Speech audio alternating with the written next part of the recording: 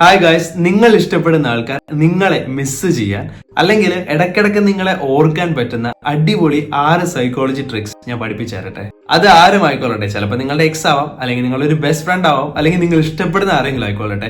ഈ tricks use ചെയ്യുകയാണെങ്കിൽ അവര് ഇടയ്ക്ക് നിങ്ങളെ മിസ് ചെയ്യാനുള്ള ചാൻസും അതുപോലെ തന്നെ ഇടയ്ക്കിടയ്ക്ക് നിങ്ങളെ ഓർക്കാനുള്ള ചാൻസും വളരെ കൂടുതലാണ്. സോ ആദ്യം തന്നെ ഒരു കാര്യം, ഇത് നെഗറ്റീവായിട്ട് യൂസ് ചെയ്യാണ്ടിരിക്കുക. സോ നമുക്ക് സ്റ്റാർട്ട് ചെയ്യാം. Welcome back to my channel. This is Fabin Stanley.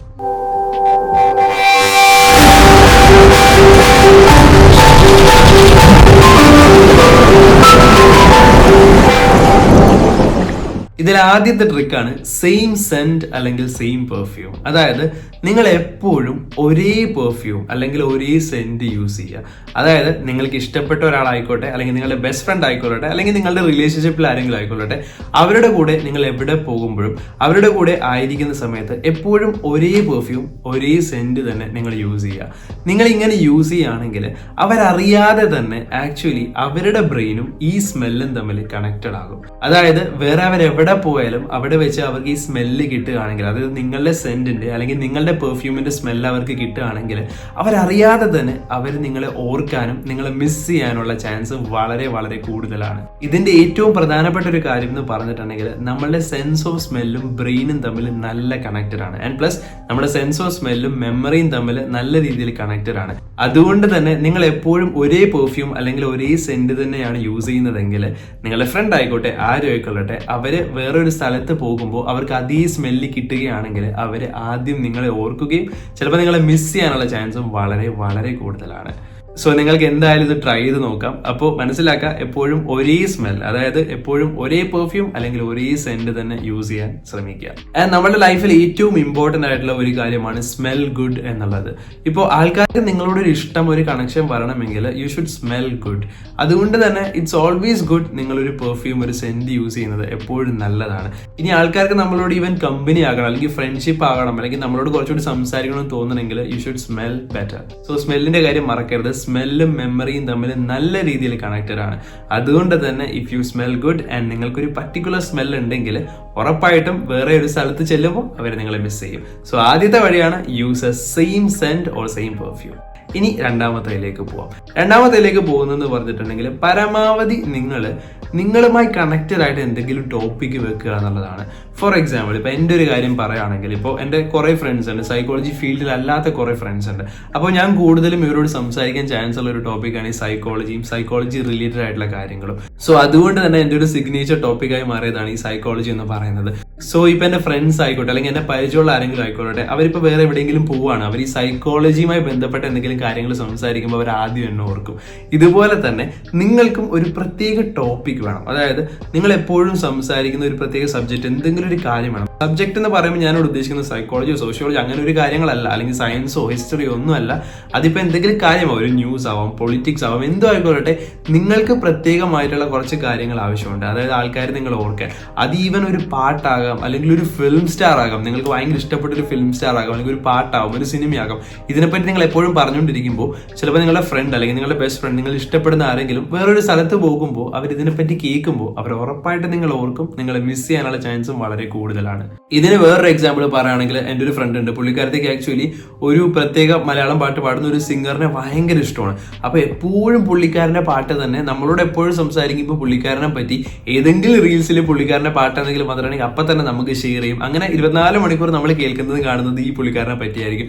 അതുകൊണ്ട് തന്നെ നമ്മൾ വേറെ സ്ഥലത്ത് പോകുമ്പോൾ ഈ പുള്ളിക്കാരൻ എന്തെങ്കിലും പ്രോഗ്രാം നടത്തുകയാണ്, അല്ലെങ്കിൽ ഈ പുള്ളിക്കാരനെ പറ്റി എന്തെങ്കിലും കേൾക്കുമ്പോൾ നമ്മൾ ആദ്യം ഓർക്കുന്നത് ഈ ഫ്രണ്ടിനെ ആയിരിക്കും. സോ അതുപോലെ തന്നെ നിങ്ങൾക്ക് സ്പെഷ്യൽ ആയിട്ടുള്ള എന്തെങ്കിലും കാര്യങ്ങളിൽ ഇൻട്രസ്റ്റ് ഉണ്ടാവണം, അതിനെപ്പറ്റി നിങ്ങൾ കൂടുതൽ സംസാരിക്കുകയാണെങ്കിൽ, അങ്ങനെ നിങ്ങളുടെ ഫ്രണ്ട്സ് അല്ലെങ്കിൽ നിങ്ങൾക്ക് ഇഷ്ടമുള്ള ആൾക്കാർ കേൾക്കുകയാണെങ്കിൽ അവർ വേറെ എവിടെയെങ്കിലും പോകുമ്പോൾ ഉറപ്പായിട്ടും അതിനെപ്പറ്റി കേൾക്കുമ്പോൾ നിങ്ങളെ ഓർക്കും, ചിലപ്പോൾ നിങ്ങളോട് അത് വന്ന് പറയുകയും ചെയ്യും. മൂന്നാമത്തെ കാര്യമാണ് ബി എ ബിറ്റ് മിസ്റ്റീരിയസ്.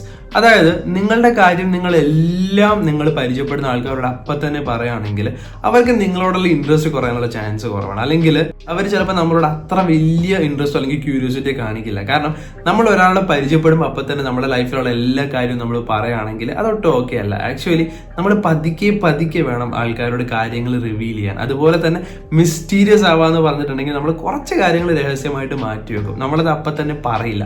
അങ്ങനെ പറയുകയാണെങ്കിൽ അത് ഓട്ടോമാറ്റിക്കലി ഇപ്പോൾ മിക്ക മനുഷ്യർക്കും ഉണ്ടാകുന്ന ഒരു കാര്യമാണ്, നമ്മൾക്കൊരു കാര്യം അറിയില്ലെങ്കിൽ അതിനെപ്പറ്റി അറിയാൻ നമ്മൾക്ക് കൂടുതൽ ആകാംക്ഷ, ക്യൂരിയോസിറ്റി ഉണ്ടാവും.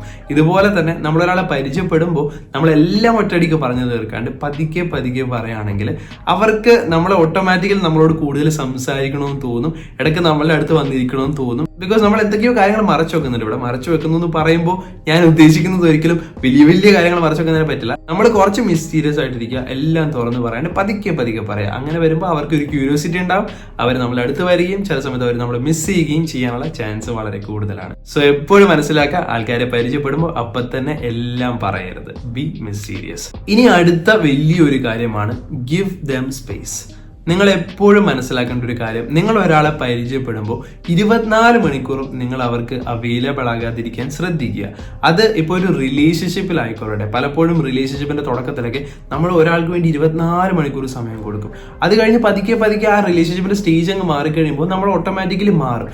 അത് മാറിക്കഴിയുമ്പോൾ പരാതികൾ കൂടും. അതായത് പണ്ട് നീ ഇങ്ങനെ ആയിരുന്നില്ലല്ലോ, നീ പണ്ട് എനിക്ക് എപ്പോഴും സമയം തരുമായിരുന്നല്ലോ, ഇപ്പോൾ നീ എപ്പോഴും ബിസിയാണെന്നാണല്ലോ പറയുന്നത്.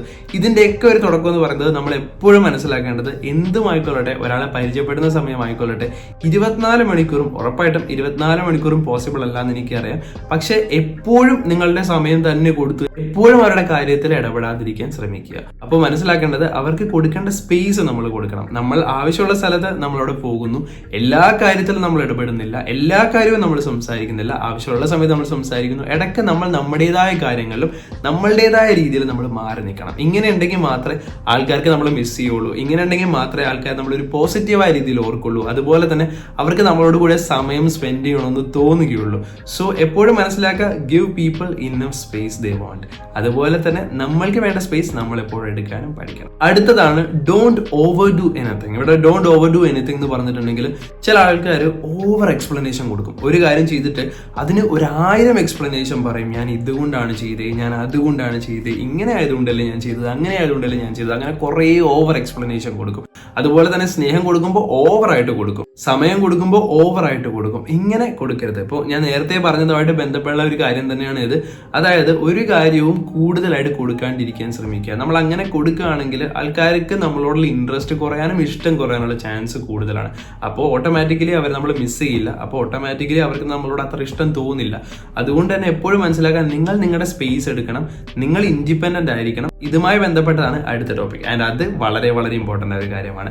സോഷ്യൽ മീഡിയ പോസ്റ്റിൽ കൂടി കുറച്ച് ഇൻഡിപെൻഡന്റ് ആവുക. ഓക്കെ, ഇവിടെ ഇത് നെഗറ്റീവായിട്ട് എടുക്കരുത്. ആക്ച്വലി നിങ്ങൾ എപ്പോഴും ഇൻഡിപെൻഡന്റ് ആകാൻ നിങ്ങൾ ശ്രമിക്കണം. ആൻഡ് പ്ലസ് നിങ്ങളുടെ സോഷ്യൽ മീഡിയ പോസ്റ്റുകളിലും ആ ഒരു കഥ പറയണം. അതായത് നിങ്ങൾ ഇൻഡിപെൻഡന്റ് ആണ്, നിങ്ങൾ ഹാപ്പിയാണ്, നിങ്ങൾ ഫണ്ണി ആണ് എന്നുള്ള രീതിയിൽ ആൾക്കാർക്ക് തോന്നണം. സോ ഇവിടെ ഞാൻ ഉദ്ദേശിക്കുന്നത് ആൾക്കാരെ തോന്നിപ്പിക്കാൻ വേണ്ടി, നിങ്ങൾ മാനിപ്പുലേറ്റ് ചെയ്യാൻ വേണ്ടിയല്ല. നിങ്ങളെപ്പോഴും നിങ്ങൾ ഇൻഡിപെൻഡന്റ് ആകാൻ നോക്കുക, നിങ്ങൾ ഹാപ്പി ആകാൻ നോക്കുക. അതുപോലെ തന്നെ നിങ്ങൾ ഇടുന്ന സ്റ്റോറീസും സ്റ്റാറ്റസും ആയിക്കോട്ടെ, അതിലെപ്പോഴും നിങ്ങൾ ശോകമായ കാര്യങ്ങളാണ് ഇടുന്നത്. അതായത് പല സിനിമകളിൽ നിന്ന് വിഷമിക്കുന്ന സീനാകാം, അല്ലെങ്കിൽ വിഷമപ്പെടുത്തുന്ന, അല്ലെങ്കിൽ സങ്കടമുള്ള, അല്ലെങ്കിൽ ശോകമായിട്ടുള്ള കുറെ വേർഡ്സ് ആവാം, സെന്റൻസ് ആവാം, കൊട്ടേഷൻസ് ആവാം. ഇങ്ങനെയൊക്കെ നിങ്ങൾ ഇടുന്ന ആൾക്കാരാണെങ്കിൽ ഓട്ടോമാറ്റിക്കലി നിങ്ങൾ ഭയങ്കര നെഗറ്റീവായിട്ടായിരിക്കും ആൾക്കാർ നിങ്ങളെ കാണാൻ പോകുന്നത്. ഓ, അയാൾ എപ്പോഴും വിഷമത്തിലാണ്, അയാൾക്ക് എപ്പോഴും പ്രശ്നം മാത്രമേ ഉള്ളൂ, അങ്ങനെ രീതിയിലായിരിക്കും ചിന്തിക്കാൻ പോകുന്നത്. നിങ്ങൾ എപ്പോഴും ഇൻഡിപെൻഡന്റ് ആണെന്ന് കാണിക്കുക എന്നുള്ളതാണ്. അതായത് നിങ്ങളൊരു സ്റ്റോറി ഇടുമ്പോൾ ആയിക്കോട്ടെ, ഒരു സ്റ്റാറ്റസ് ഇടുമ്പോൾ ആയിക്കോട്ടെ, നിങ്ങൾ ഭയങ്കര ഹാപ്പി ആയിട്ട് കാണിക്കുക. നിങ്ങളുടെ പോസ്റ്റുകളിൽ പരമാവധി ശോകമായിട്ടുള്ള നെഗറ്റീവ് ആയിട്ടുള്ള കാര്യങ്ങൾ അവോയ്ഡ് ചെയ്യാൻ നോക്കുക. ഇങ്ങനെ നിങ്ങൾ ചെയ്യുകയാണെങ്കിൽ ഓട്ടോമാറ്റിക്കലി ആൾക്കാർ നിങ്ങളായിട്ട് കണക്ട് ചെയ്യുകയും നിങ്ങളോട് സംസാരിക്കണമെന്ന് തോന്നുകയും നിങ്ങൾ മിസ് ചെയ്യാനുള്ള ചാൻസ് വളരെ കൂടുതലാണ്. സോ ഇന്ന് ഞാൻ നിങ്ങളോട് ഇത്രയും കാര്യം പറയുന്നുള്ളൂ. സോ ഈ 5 കാര്യങ്ങളും നിങ്ങൾക്ക് മനസ്സിലായെന്ന് ഞാൻ വിശ്വസിക്കുന്നു. ഇനിയും കുറെ കാര്യങ്ങളുണ്ട്. സോ ആദ്യത്തെ കാര്യം ഉറപ്പായിട്ടും മറക്കണ്ട, എപ്പോഴും ഒരേ സ്മെല്ല് തന്നെ, അതായത് ഒരേ സെന്റ് അല്ലെങ്കിൽ പെർഫ്യൂം തന്നെ യൂസ് ചെയ്യാൻ ട്രൈ ചെയ്യുക. പിന്നെ നിങ്ങളുടെ അഭിപ്രായവും കാര്യങ്ങളെല്ലാം നിങ്ങൾ കമന്റ് ചെയ്യണം. ഞാൻ പരമാവധി എല്ലാ കമന്റുകളും വായിക്കാൻ ശ്രമിക്കുന്നുണ്ട്. പിന്നെ ഏതെങ്കിലും ടോപ്പിക്കുകളെ പറ്റി ഞാൻ സംസാരിക്കണമെന്ന് നിങ്ങൾ ആഗ്രഹിക്കുന്നുണ്ടെങ്കിൽ അതുകൂടി കമന്റ് ചെയ്യുക. നമ്മൾ അടുത്ത വീഡിയോയിൽ കാണുന്നതായിരിക്കും. പക്ഷെ അടുത്ത വീഡിയോയിൽ കാണണമെങ്കിൽ നിങ്ങൾ സബ്സ്ക്രൈബ് ചെയ്യണം. സബ്സ്ക്രൈബ് ചെയ്യാൻ മറക്കരുത്. അപ്പൊ എന്തായാലും അടുത്ത വീഡിയോയിൽ കാണാം. അതുവരെ bye. Thank you so much.